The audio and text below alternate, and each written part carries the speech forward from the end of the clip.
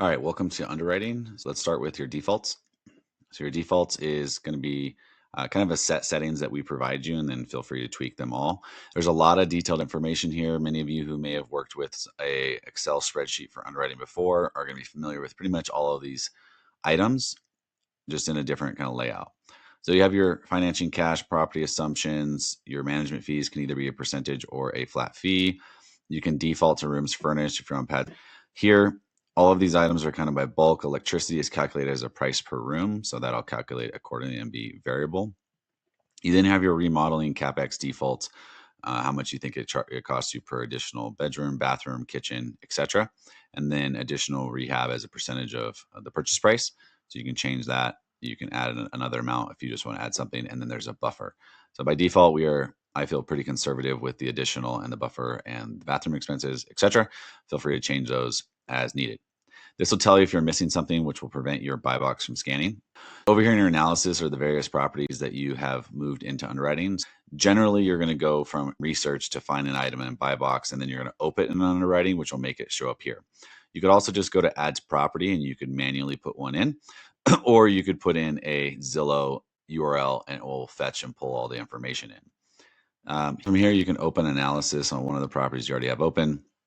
This is typically when you hit open underwriting from a property buy box, like a saved report anywhere else. It's going to take you here, shows you the details. By default, it's going to assume that all of them are going to be a shared bath.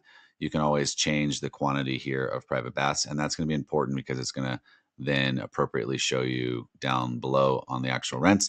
You can put in any other information. It automatically loads your Rentcast data. So that's your pulled from Rentcast on like what your median long-term rent would be, which is important just to note for for loans. And here's all your CapEx that auto filled in. So like I said, in a prior video, you can click and say you need to add a kitchen or you need to add a roof, or by default, these are all going to be zero. So looking at the Zillow, you're going to set these to a number. Then you're going to be able to change any of these. It's got your home price information. Maybe you have a different home purchase price than originally was on Zillow. Review all your other default inputs as you need to change them. And so here's where you get to your market rates. So automatically you can just autofill from the city rates.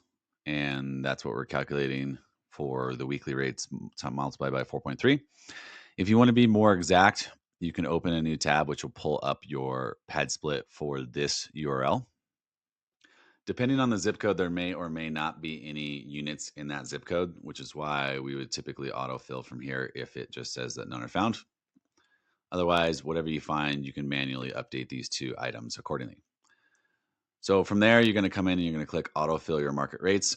And based on if you told it you had a private bath, you'll see that these options are checked. And this rate is based off the monthly rate here for that private. You can then see all of your details. So pretty much everything gets automatically filled out. You only need to change it if you wanted to. Then you have your depreciation schedule based on either long-term or doing a cost seg, what you get in the first year. This is make some average assumptions, but you can see that. And then your cost seg remaining annually.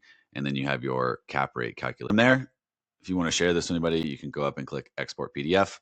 That'll give you a nice, beautiful PDF that you can save. And then you can open it. And it's not sharing on my screen, but you'll have all your details. You'll be able to easily send that, share that with a partner, etc. That's pretty much it for underwriting. From this point forward, you can then start an acquisition or move to renovations depending on where you're at with the property. Generally, you'd be starting acquisitions, which will move this property into your acquisition status. It will change the status of the property address, and then you will pick that up in the acquisitions tab. As always, if you have any questions, comments, or concerns, please leave us feedback via the blue chat box in the bottom right-hand corner. Thanks.